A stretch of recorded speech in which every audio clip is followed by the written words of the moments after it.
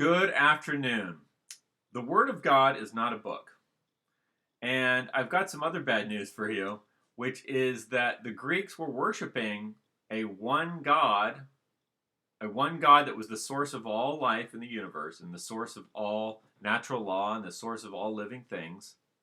They were worshiping this one God 500 years before Christ. And this is all documented in their own writings, which nobody reads. Nobody reads it. So, but it's there, and I've actually been reading it recently, and it's the writings of Heraclitus. And the more I look at Heraclitus, the more I can say without any question that the Greeks had already, the Athenians particularly, the Greek philosophers, had already discovered this whole philosophy that we think of as Christianity, or that we think of as the religion of Abraham, or that we think of as the religion that the Muslims think of as their religion, which is the worship of the one God that created the universe and is the source of all life and that is imbued in all living things, whether man or animals and plant life. And there's this life force that imbues all life, and that this comes from God, right? Well, this is what the Greeks said 500 years before Christ.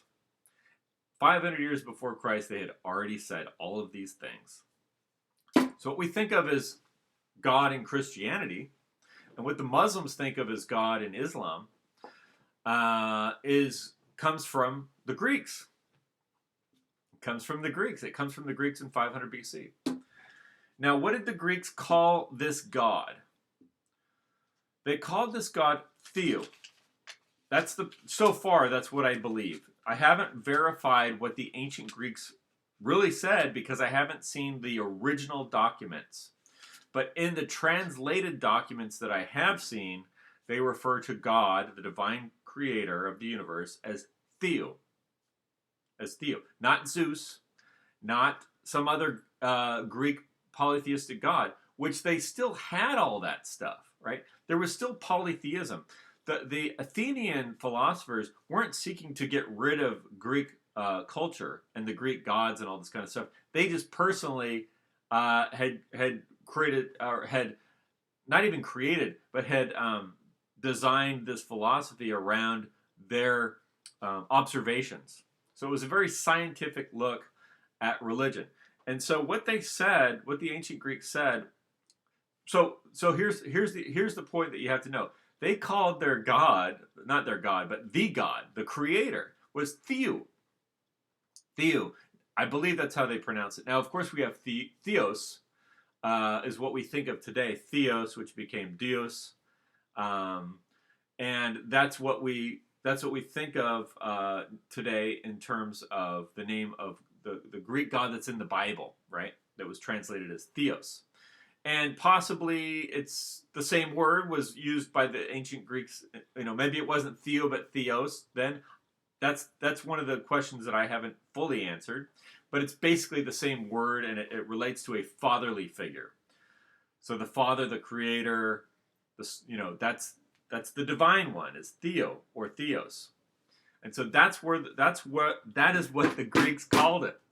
This is before they ever read the Bible, before they heard of Jesus and Christianity, before they heard of Paul and the Romans and all this stuff. This is 500 years before the Romans. 500 to 600 years before the Romans. They had already began worshiping. So of course, the reason I found out about this was because I read John 1, and it says that there's this logos, okay? And then you find out, well, what's the logos? The logos is a Greek word. What does it mean to the Greeks? And of course, that led me to Heraclitus. And then the final step was, well, what did Heraclitus, because I started noticing some of the translated fragments of Heraclitus using the word God. Not gods, plural, but just God, meaning the creator, the source. And it's like, whoa, so there was already a God in terms of a creator, a source of law, a source of natural law, a source of the living things. What do they call this? That, of course, in Greek is the way it's written so far is Theo. which has a connotation of like your uncle, right? Kind of. The thing about Greek translations to English, and when you're using Google Translate, is it gives you different translations of the same word depending on how it's used in the context, right? And with the words around it. So I'm not an expert on ancient Greek language, but it's unquestionable that theo or theos was the word being used by the Greeks in Athens around 500 BC to refer to the source of life and the source of the universe. And so all the physics that was developed by the philosophers and scientists of Athens and ancient Greece all went back to this god Theo or Theos. So here's the thing: what you have to understand about the Greek idea about God is that God in the Greek Athenian philosophy is the source of truth and wisdom. So now wisdom or reason, okay? So logical thinking logically, thinking rationally, reason. This is what the Greeks say. This comes from God. This comes from theos. This comes from theo. Reason, truth. This comes from theo. Now, when you read the Bible and you get confused because there's stuff in there that's irrational, or you hear about Christianity from a pastor who's been trained in a theological seminary,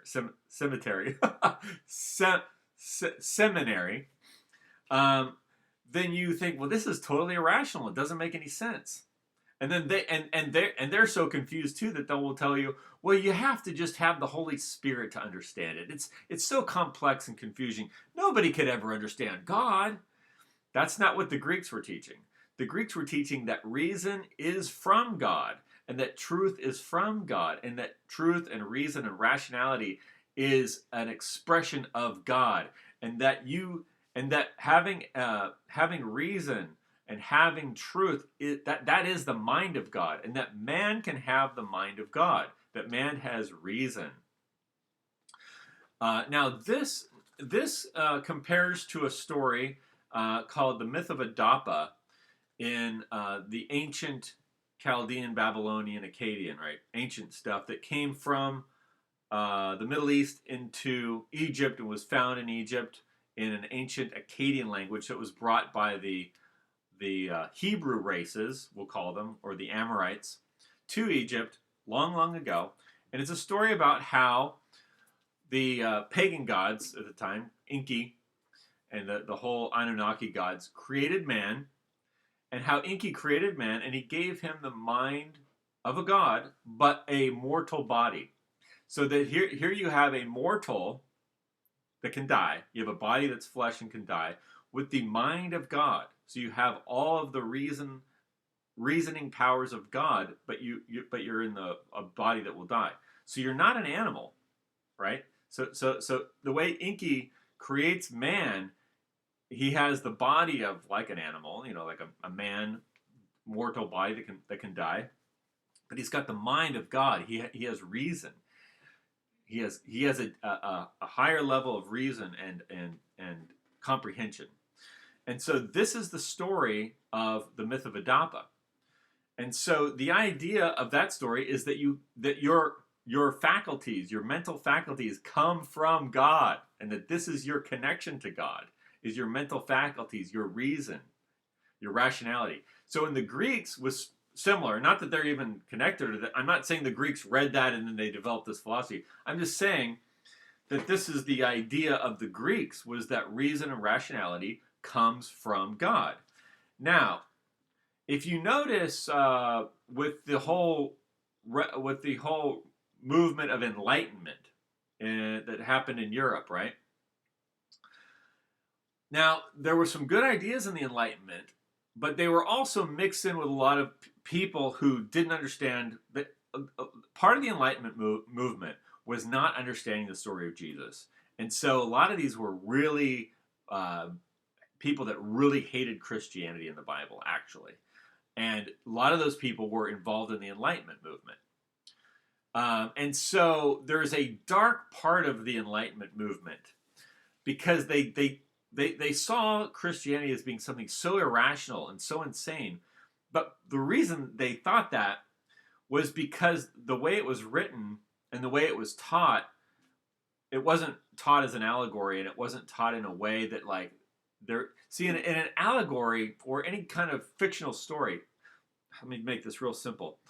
Mythos and logos, okay? Think of mythos and logos as a system of teaching somebody something that's true by telling them a story, right? So you tell somebody a story, and it's a fictional story. And a fictional story doesn't have to be logical, but that fictional story tells a truth, and that truth is some powerful truth. And so to perpetuate that truth through the culture, everyone would know this story, and the story doesn't have to be rational. And so that's why, on these Muslims that I'm debating, for instance, on Facebook, they ask these questions like, how can this be, and how can that be, and this doesn't make any sense, because they're trying to look at it logically. They're trying to take all these parts of the Bible and say, this doesn't make sense, and that doesn't make sense. Well, it's a story, and it's an allegory. But see, now if you tell them it's an allegory, that invalidates their whole religion too, because their religion is based on the idea that there's a literal connection there. So you can't have it be an allegory. So you can't just say, well, those are allegories, and here's what those allegories mean. That blows up in their face, right? So where am I going with this? So what I'm trying to say is, I got into a big discussion with, instead of Muslims, with Christians, because I don't debate Christians a lot, but I got into a big debate with them on my Facebook page by saying that Paul replaced Christ with his own teaching, which is why you have all these books in the New Testament, and Muslims go on and on about Paul, but Muhammad did the exact same thing, is that they replaced the originals with their new teaching. Now, Muhammad did that later, or whoever wrote the Quran and all those other books did that later. Paul did it earlier, and that's because the Jews had a real problem with what was being taught as an allegory in the four Gospels. But I don't want to go into all that again, because I've gone over that so many times in other books. And so I'm getting into these big arguments, and I'm realizing that what happened with Paul and the Roman Christianity and with the Judeans is, for some reason, all of these Greek texts and a lot of these ancient Chaldean texts were all lost or destroyed. And what we were given in place of that was just the Bible. Just the Bible. Just this one version from this particular sect that was very powerful and that had merged with the Roman government, right? And that was the one way you're going to learn about God. So all of God has to be filtered through this one sect, and that they're going to distribute it to it. And it really reminded me of the diamond business.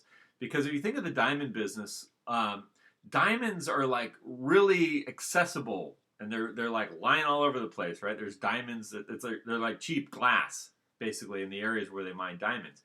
But because of the way that way it's organized, that diamonds are expensive because there's only certain people that can distribute them, and so you can only get your diamonds legally from these small little cliques, right? And they control the diamond business, so it makes the diamonds valuable.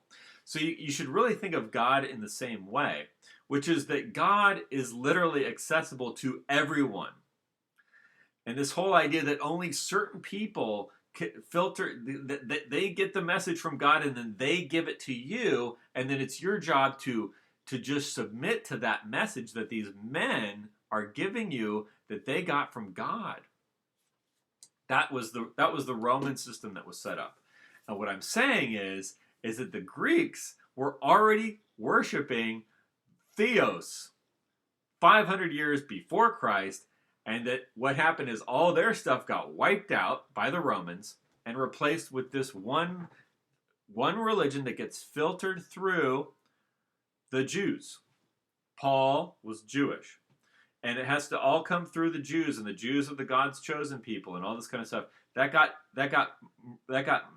merged with this thing, and Paul basically put himself in charge of Christianity, is what I'm saying. So Paul, a rabbi, a Jewish rabbi, put himself in charge of the religion. And so he's now the chief rabbi of Christianity. This is the big argument. And people really don't like me saying this. They really don't like me saying, because it really hurts their feelings. It really hurts their feelings when I say that Paul, who was a Jewish rabbi, took control of Christianity. And all of Christianity then had to submit to Paul's view of Christianity. And so you could think of Paul as the rabbi. He's the chief rabbi of Christianity. Now, what does it say? Now, he didn't write the Gospels, Paul did. He may have rigged them up in here or there, right? But ultimately, the Gospels still tell the story of Christ, and it's still accessible. He wasn't able to get rid of it. He was just able to add a bunch of more information and change your idea about what God is. Part of that idea was thinking that God is somewhere in space and it's dictating to certain people, and then those people are implementing kind of like a big organization, right? That you're not part of. You just have to submit to it. But Paul's part of it, and he got the message directly from God, and so he gets to dictate to you, and he's the chief rabbi now. Now, the whole Roman system was then set up after this manner. But if you look at Matthew 23:8, it says, "Call no man your rabbi." Right? There's no rabbi. There's no rabbi meaning instructor, right? Here's the guy that's going to instruct us all on how to do Christianity. Now, I'm not saying that you could do Christianity any way you want. There is a right and a wrong way to do it. But let's not go into that right now. My point is that when you're following Christ, the Logos, the truth, then you adhere to the truth. You don't need a man to tell you what the truth is, because you're connected to God directly. This is the point. They're trying to sever that connection between you and God and then make you follow them. So what I'm saying is, the Logos is accessible, and there is a wrong way to do Christianity. You know, putting up, I can't even describe it, but it's being practiced all over America right now. It's really sickening. And basically, any kind of deviation or involvement in degenerate behavior is not Christianity. Also, Zionism and what you see, basically whatever the U.S. government is promoting as Christianity, or the Episcopal Church and the Church of, they've got like shrines to AIDS with rainbow flags in San Francisco. The Episcopal Church does that. In my opinion, just my humble opinion, that's not really Christianity. That's not following the true Christian doctrine. But the Christian doctrine doesn't come from Paul, is what I'm saying. So you could say that Christianity as a codified doctrine comes from the four Gospels that we have: Matthew, Mark, Luke, and John. And then you have Paul's writing, which is supposed to back all that up. But now he's the manager. He's the chief rabbi, right? He's the chief rabbi of Christianity. And he, as a result of this, what I'm saying, the result of this is that all of the truth that the Greeks were already following the Logos, and that we're already worshiping the Logos, or worshiping Theos via the Logos, that had already existed since 500 BC. So why would they need to be converted by Rabbi Paul? That's what I'm trying to say. I only have so much time to explain this. So I'm sure there's some gaps I could fill in. Let me try and be clear. The Word of God is the Logos, which comes from Theos, which comes from the Divine One, which is not in space, and which is not in a book, and which doesn't come down, and it's not filtered down through Jews, and then it comes to you, because the Jews have it, and then they distribute it to you like we're in the diamond business. Okay, that's not how it works. So you don't. That's why Matthew 23:8 is a good example of what I'm trying to tell you. What I'm trying to tell you is, when you are connected to the truth through your soul, then you don't need a man to tell you what's right and wrong, or what's good or bad, or what's correct or incorrect. You don't need someone to teach you.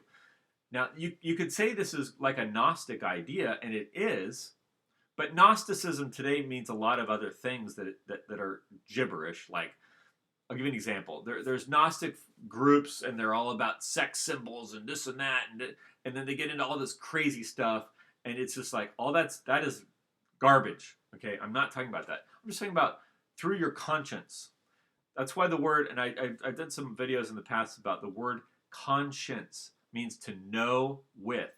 All right, you know the truth through what's called your conscience. Now, is the conscience a physical thing? No, but it's a way to describe or articulate how you know God, how you know right from wrong, right? Via your conscience. That's one way to understand it. So I can't go any further on this video, but what the important thing I want you to understand is you need to look at Heraclitus and start reading what he said and understand that he uses the word God to refer to a one God that's common among all. The idea was that this logos or truth was common among people. That's where you get this idea of common sense. Where does common sense come from? Well, we all have a common understanding of what is true and rational and reasonable, right?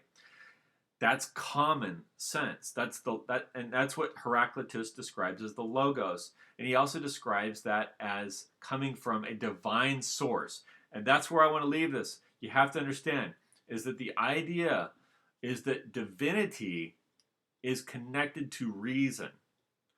And what some people claim is the Enlightenment movement, and then they push evil and drug use and degenerate behavior and sexual abuse, and they call that enlightenment. That's not enlightenment. That is not enlightenment. And genocide and all that, that's not enlightenment. And because it's not rational, and it's not reason, and it's not the truth. So I'll finish off with this. In the story of the four Gospels, the logos, which is where we get the word logic and reason and truth, is taken to Golgotha and put to death by the rabbis. That's the story, okay? That's the story. That's the story that was lost. But if you trace it back through the word logos, you'll find that they were worshiping theos through the logos in ancient Greek in Athens as far back as 500 BC.